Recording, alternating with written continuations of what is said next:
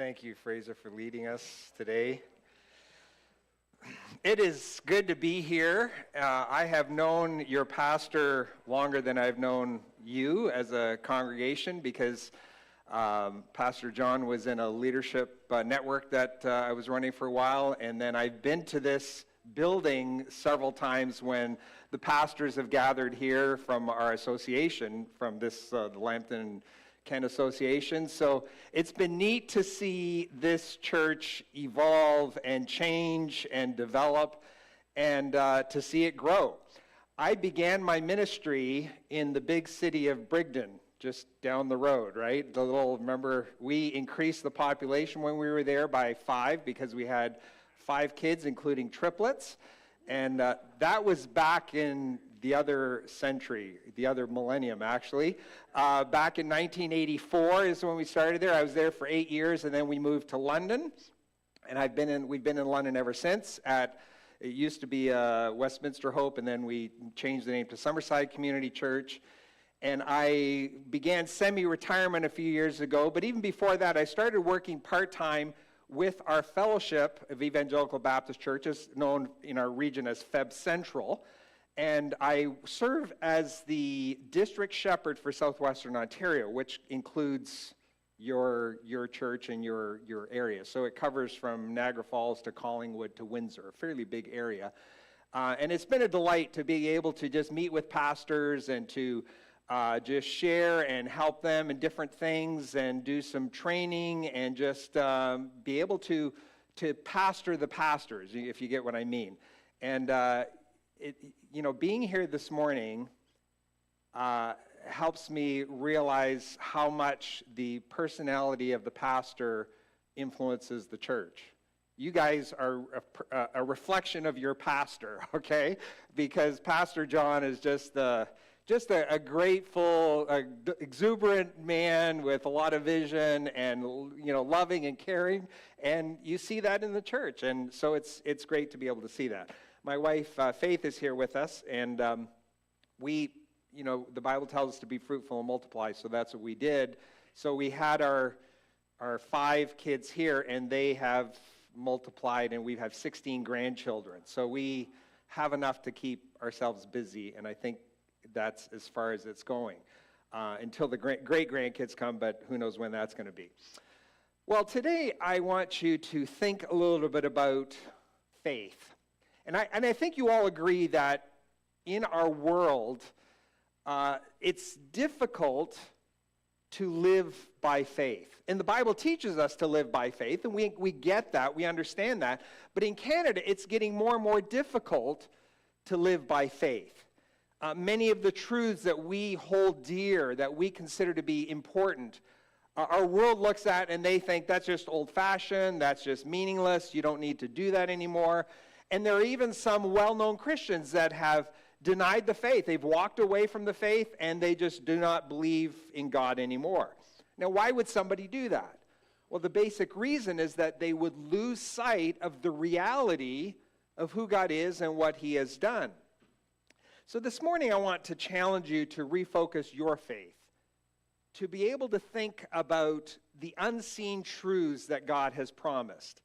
And we find that challenge in one of the chapters of the Bible known as the chapter of faith, the faith chapter, if you want to call it that, in Hebrews chapter 11. I would encourage you to turn there. Hebrews chapter 11. It's in the New Testament, closer to the end. And while you're turning there, I want to tell you a little bit about a lady by the name of Florence Chadwick. Stephen Moorfield, in his book, Always Longing, tells the story of Florence, and he writes, Florence Chadwick shivered as she jumped into the freezing waters of the Pacific Ocean. Her goal was to be the first woman to swim across the 21 miles of shark-infested waters that separated Catalina Island and mainland California. That's near Los Angeles. And if some of you are wondering how far that is in terms of a swim, it's the same as we think of swimming across Lake Ontario. It's quite a feat to do that. It's quite a big deal. The only difference there is they have sharks. No big deal, right? So Moorfield continues. On the day of the swim, the weather turned nasty. The currents grew in strength, and several large sharks were spotted nearby. Even so, Chadwick decided to go through with the swim. After a strong start, she found herself swimming through a thick and blinding fog at the 15-hour mark, making it hard for her to see the support boats surrounding her. In fear, Chadwick pleaded with her mother, who was in a nearby boat, to call the swim off. Her mother encouraged her to keep going, telling her she was almost there. But the anxiety, exhaustion, and discouragement were too great. Chadwick quit swimming and was pulled ashore. As she dried off, the fog lifted, and she realized she had been within half a mile of her destination. At the press conference that followed, she explained, "If I had seen the shore, if I could see the shore, I know I could have made it. If I could have seen the land, I know I could have made it." You know, so often as Christians, we're tempted just to give up on this journey of faith, this life that we're called to live. And we face the struggle of believing and acting when we can't see the future that God has for us. Just like Florence Chadwick, we're tempted to give up because we cannot see the shore. So this morning, I want to help you to get a glimpse of what that shoreline is like, and to challenge you to keep that focus in your sights as you go through life. And I want to help you to improve your vision of what God is calling us to. And we're going to see that through a passage that you see in this chapter in Hebrews chapter 11, where we hear about the story of Abraham. Now, in this section, if you probably are familiar, some of you are familiar with the chapter where a number of people are named as people that live by faith. And by faith, these people did certain things. And Abraham has one of the longest sections in this book, in this chapter.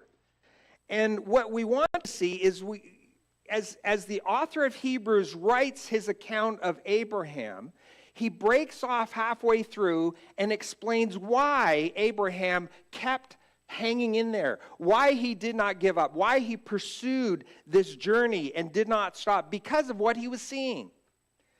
Now, in case you're not familiar with Abraham, he is called the father of faith, because in the Old Testament, he's always recognized as the one who trusted God for the impossible, because God made these incredible promises. God told him to leave his homeland and follow God, and God wasn't telling him where he was going. He just had to follow God wherever he wanted Abraham to go. And he went on this journey, and he promised that Abraham would have a son, and that son would be the one through whom there would be a large nation of people. Abraham's descendants would be a nation, and they would have a land, and God promised gave these incredible promises to him. But Abraham lived decade after decade and not seeing the promise. His wife was barren. And it wasn't until he was 100 years old that his wife was 90 when she had a miracle child. But then when the child was probably a teenager, God told him to sacrifice that child. And you remember that famous story where Abraham was just about ready to sacrifice his son, and God says, "No, stop. I know that you trust me now."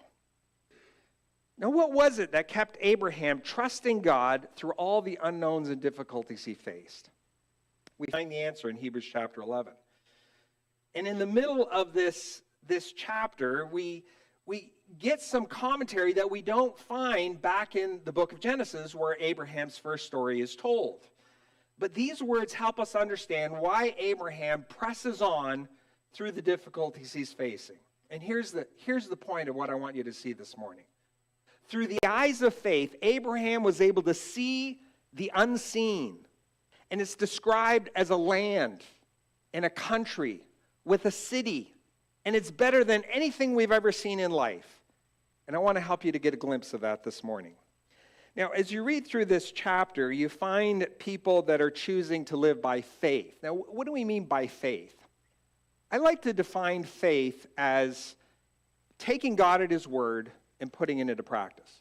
That's a great, simple definition of faith, because it isn't just believing something that you can't see, but it's if you truly believe it, you take God at his word. God said it, so I believe it, and I act upon it. And this whole chapter is about people who, by faith, did something. Because of what God said, they acted upon it.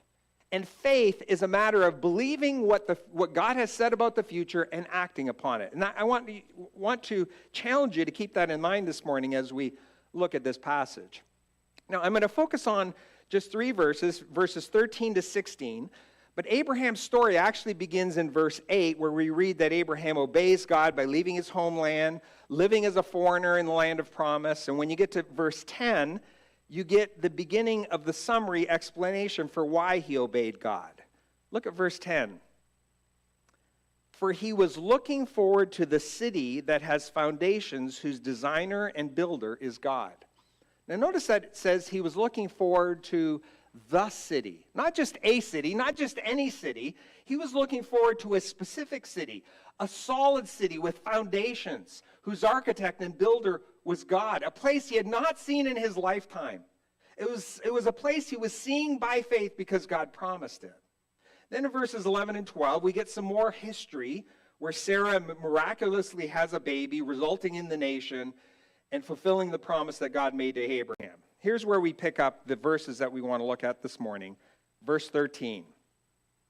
These all died in faith, not having received the things promised, but having seen them and greeted them from afar, and having acknowledged that they were strangers and exiles on the earth. For people who speak thus make it clear that they're seeking a homeland. If they had been thinking of the land from which they had gone out, they would have had opportunity to return. But as it is, they desire a better country, that is, a heavenly one. Therefore, God is not ashamed to be called their God, for he has prepared a city for them.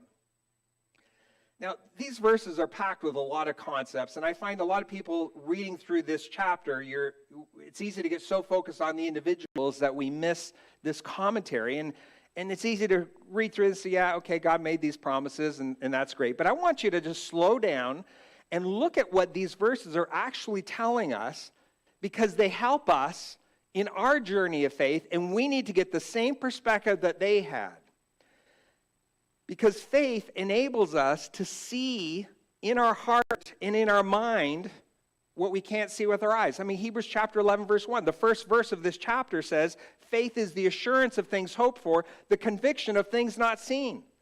Abraham was asked to see by faith this future city that he was following God on this journey. He couldn't see it, but in his heart and in his mind, he was able to see it by faith, believing what God said, and as a result, he was acting upon it.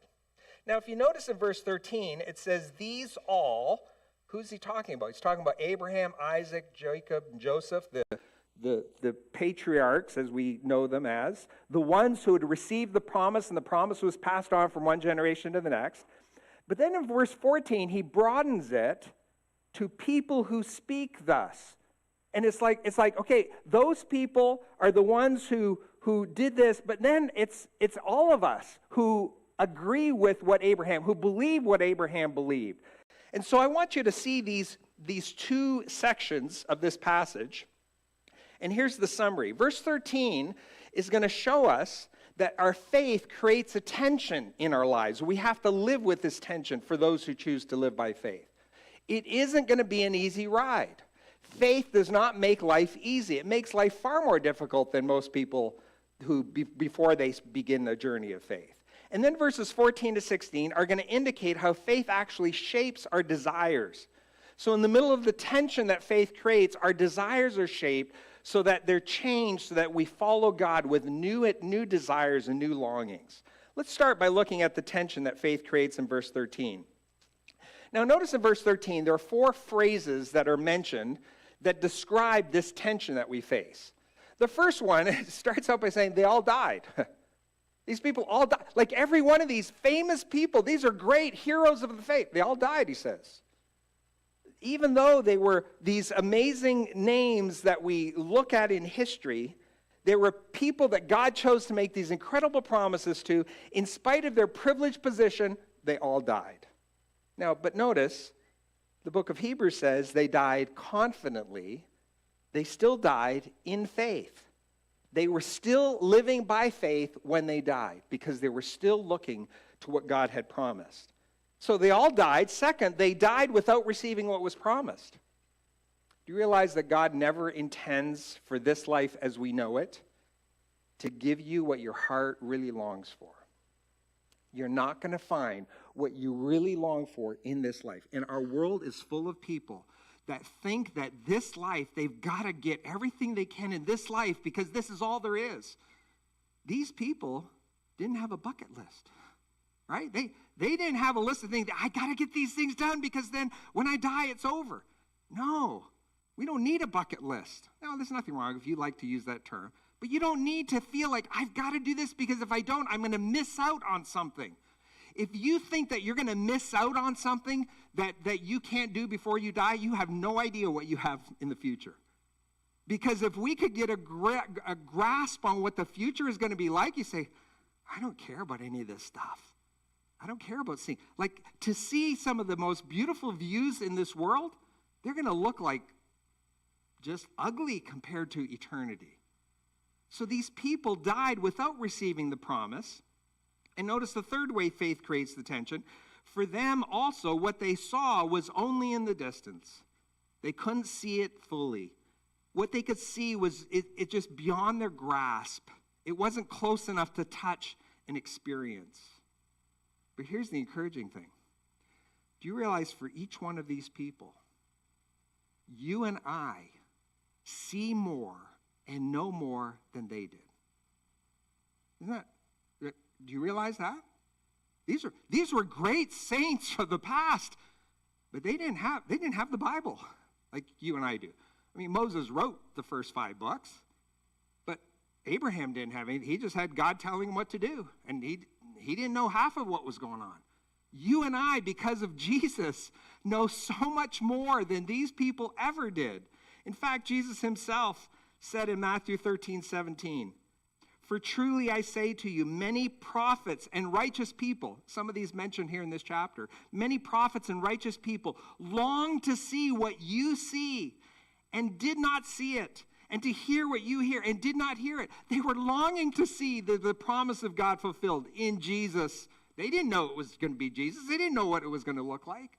And Jesus is saying, you guys are seeing it. You and I see far more than these people did, and yet they still lived by faith. And what they saw was only in the distance. The people in Jesus' day were beginning to see the fulfillment of the promise. But you and I have a far clearer picture than they did, because Jesus is here, and he has promised to take us home. But even for us, it's still in the distance. Still not completely clear. I mean, we have the book of Revelation, which gives us a lot more, a much better picture of what it's going to be like than they did. But these people all lived by faith, and it caused them to live in this tension. They all died. They died without receiving the promise. What they saw was only in the distance. And then the fourth thing that this verse mentioned is that they knew they didn't belong. That's also a tension. You ever feel like you don't belong in this life? You ever feel like if you're going to follow Jesus the way Jesus really wants you to follow, you're not going to fit in? You know, we live in a world that says you need to conform. And style, it used to be style. Style is out the window because everybody, styles, there is no such thing as a consistent style. It's like, but you need to conform in what you believe.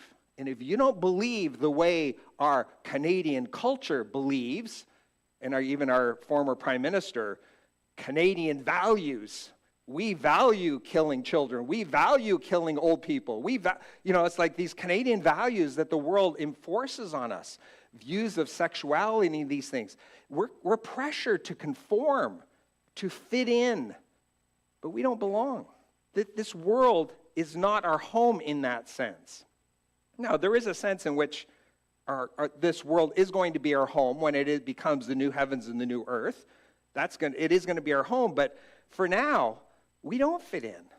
And the things we believe are inconsistent with what the world thinks. And we face this pressure.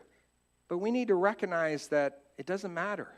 It's a tension that we live with, but it doesn't matter. So children that are in school that feel the pressure, they need to realize it doesn't matter because we have a different perspective on life. We have a different future than the world has. So faith creates this tension that we can't avoid.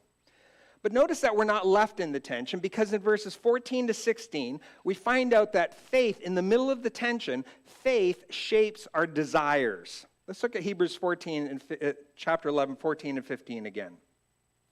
For people who speak thus, make it clear that they're seeking a homeland.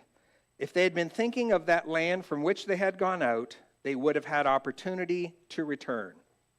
So here's what faith does. When we put our faith in Christ, faith keeps us looking forward. This is what he says in verses 14 and 15. Instead of thinking about what we see in this world as the ultimate, we recognize, no, the ultimate is something we can't see yet. It's something in the future. In verse 14 there, it says, people who speak thus make it clear they're seeking a homeland. It's interesting that that word seeking, it's not just looking for something, implying that you're just looking for something. No, it implies that you want to experience something. It's a desire to have something or experience it. They're seeking something. They're really longing for something. It's sort of like when you're thinking, man, I can't wait for vacation. Some of you can't wait to go to your whatever you do for vacation. You can't wait for Christmas. You can't wait for the family gathering. You can't wait for retirement. You can't wait. You know what I mean? It's that kind of seeking. It's like I long for it because I know it's going to be something wonderful, something that I want deeply. Essentially, it's what your heart is seeking. And it's not just a one-time event that happened sometime in history. No, this was their habitual focus. They lived with this desire for something more, something they weren't experiencing in this life, but they knew that it was coming. It was their habitual focus, their inclination. They had their heart set on what they were wanting that was more than anything they were seeing in this present world. It's very similar to what Paul says in Colossians chapter 3, where he says, since then you have been raised with Christ.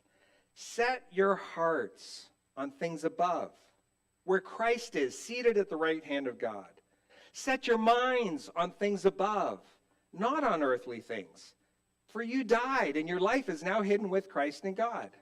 When Christ, who is your life, appears, you also will appear with him in glory, implying then you will have those things that you've set your heart on, that you've set your longings on, that you're looking forward to. It's the same idea that we find here in Hebrews. Notice what he says next. So in verses 14 to 15, faith keeps us looking forward, but then in verse 16, he says, as it is, they desire a better country that is a heavenly one. Therefore, God is not ashamed to be called their God, for he has prepared a city for them. So not only does faith keep us looking forward, but it keeps us longing for our homeland. It sets our heart on wanting to be in God's country. And I know some of you are saying, God's country's out west, or it's the East Coast, or it's wherever you grew up, or it's, no, it's not talking about that. It's talking about our true homeland. Is not just talking about, it's more than just feeling homesick, this longing. It's not just like, oh, I really miss it so badly. No, it's something more than that. It implies I want it so bad, I'm reaching for it. I'm setting the course of my life in that direction. Similar to what he said in the previous verse about seeking. It's that longing for something. They were longing to be with God because of what he had promised. They're reaching for it. They're setting the course of their life in that direction. That's how faith shapes our desires. So not only does faith keep us looking forward, but it keeps us longing for our homeland. And then the neat thing is that he actually gives us a description of the homeland that we're looking forward to. Did you notice in verse 16? They desire a better place. There's some great places on earth, and some people have a hard time of thinking that there would be a place better than what they consider to be the best place. Now, some of you maybe have a cottage, and your cottage is a little heaven on, we call it a little heaven on earth, right? We use that description for places that you really like. People like to think that this is a little heaven on earth. Well, if that's what heaven's like, let me tell you, that's going to seem like hell compared to what heaven is really like. Because what we have to look forward to is far more amazing than anything that we see on earth. In fact, what he's describing is not necessarily just a place. He's talking about an experience. And, it could be an experience. Like, some people think, well, I hope Jesus doesn't come back before, I get married, or before we have kids, or before I see my kids grow up, or before I see my grandkids grow up, or, before I get to retirement, or before we get to have my dream vacation. You see, when we start thinking that way, we're forgetting what our future is. Like, do we really think that the best thing you could ever experience on earth is better than what you're going to have in heaven? We're like what C.S. Lewis talks about, describing the kid playing in the mud hole in dirty London back in his day. And this kid is so enthralled with making mud pies that he turns down an offer of a vacation at the beachside, He could be at the beach in beautiful sand and waves and water, but instead he's playing in the mud, thinking that there can't be anything better than this. That's like us. When we think the things that enthrall us now in this life are so wonderful that we don't even think about, we don't even imagine how great it will be in the future. So there is a better place, and we need to believe that there is a better place for us. But not only is it a better place, he describes it as a heavenly place. This isn't describing its location. Okay, don't get confused. Don't think that, heaven is this place, that we're going to, somewhere if we could take a rocket ship and go far enough, we would find it. No, it's not talking about a place. It's talking about its nature. It's different from this existence. It's in God's presence. It's characterized by heaven. That's why you need to get away from thinking about heaven as this, somewhere in the clouds, and we're going to be, just playing harps and singing hymns or songs, the rest. No, the new heaven is the new heavens and the new earth.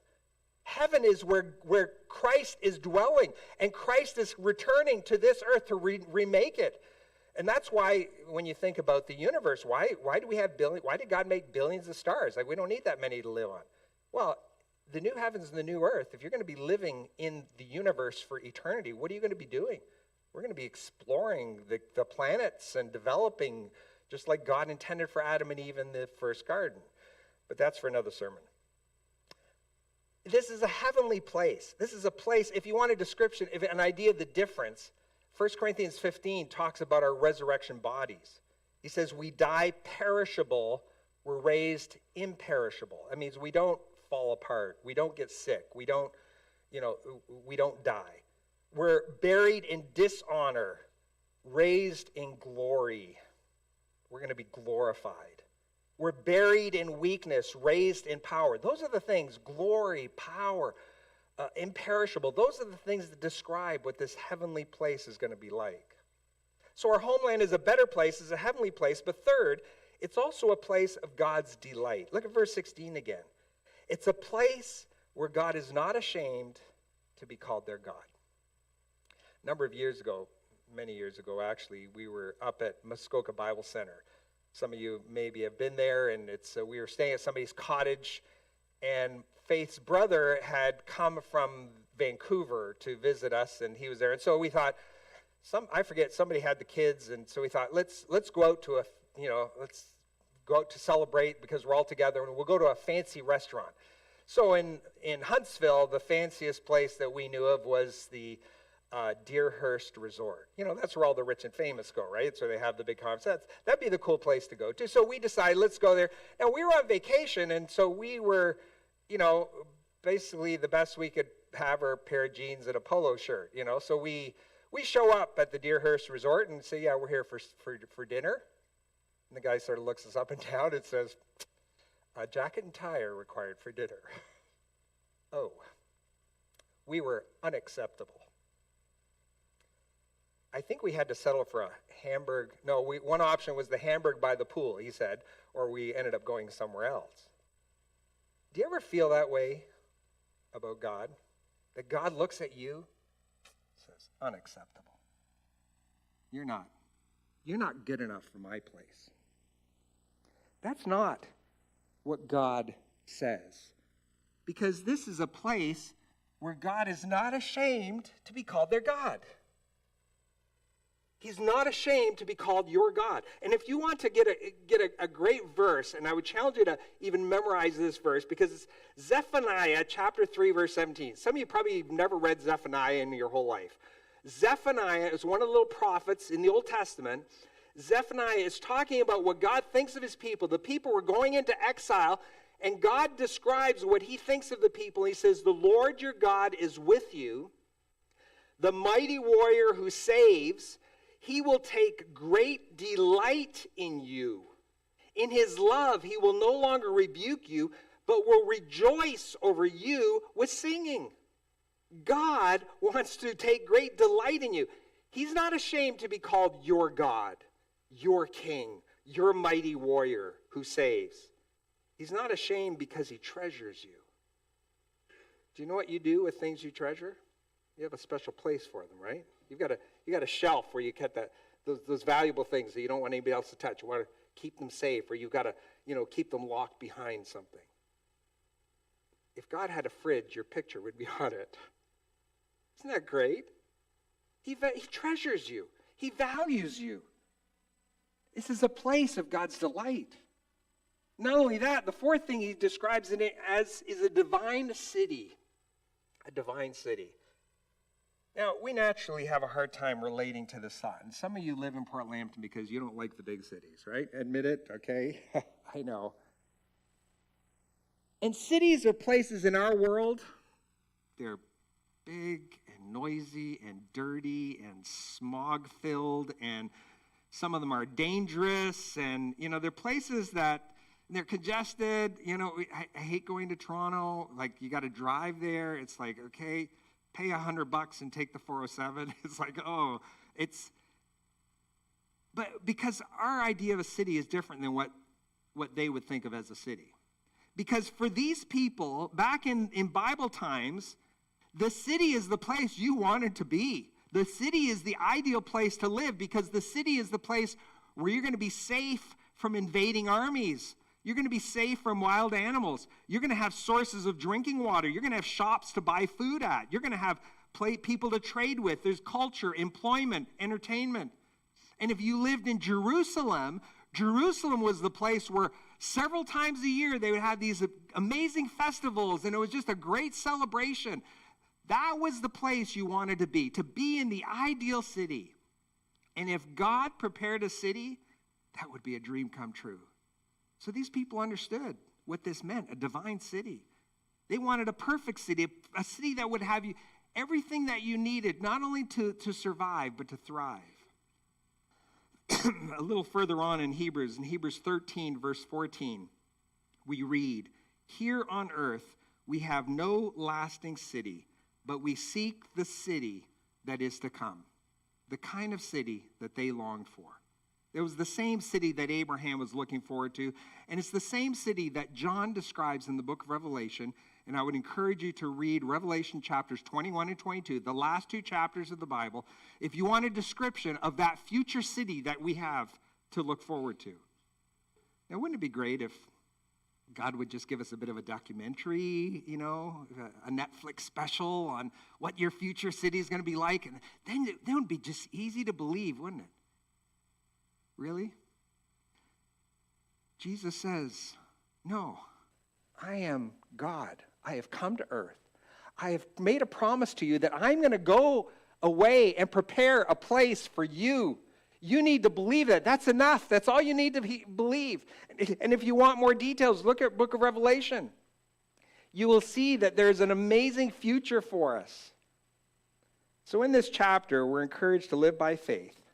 It's a challenge to believe what God has promised about the future and to keep our focus on what he's promised. And it won't be easy, because living by faith is going to create a tension in your life. You're going to die without receiving the promise.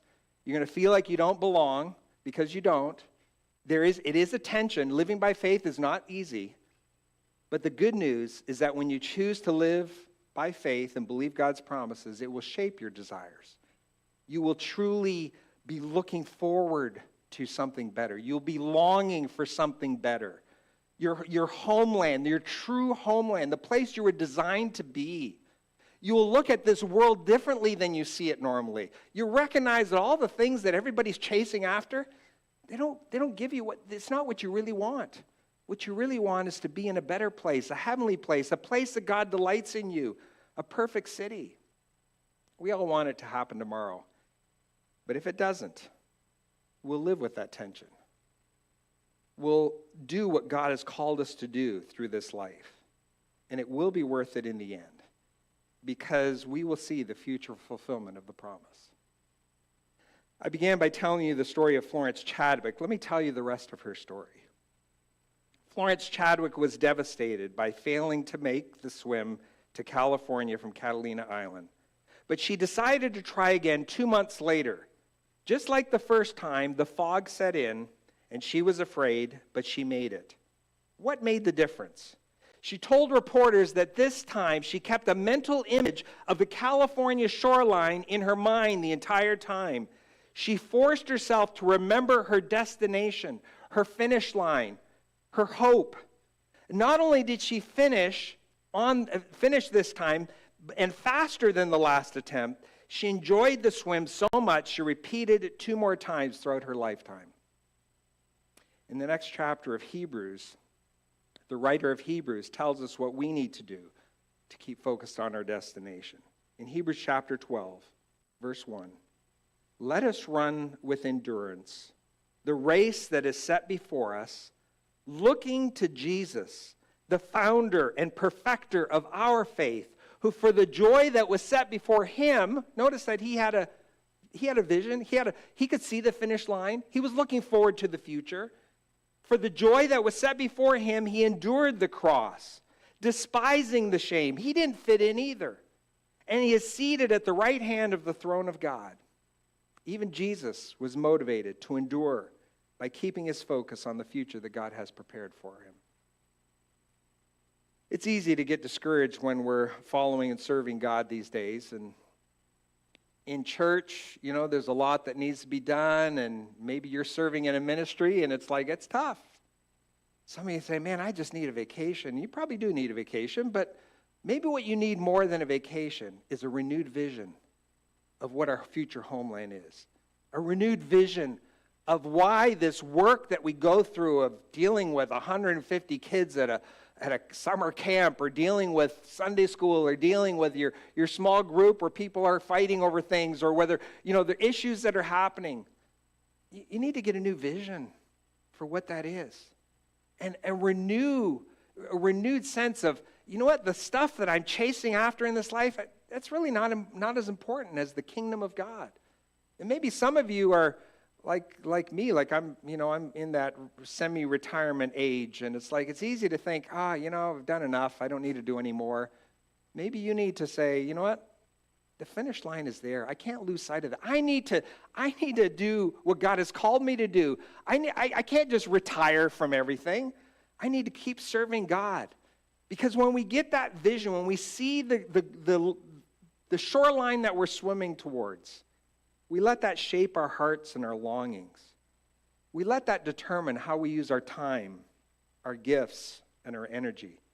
We allow that to motivate us to share our resources, because the stuff of this world isn't going to be important in the future. And there is an amazing future waiting for us. And the journey that we travel may be difficult. This ministry you serve in could be challenging, but like Christ, we know there's a future to look forward to. And by faith, we need to see the destination. So take God at his word, believe what he promised, and act upon it. Let's pray. Father, I thank you for Abraham, for the example that he gave us. And I pray that his example would cause us to have the same viewpoint that he had, that same perspective, to believe that there is a future waiting for us. May that help us to endure the tension that we have to go through. May it change our affections.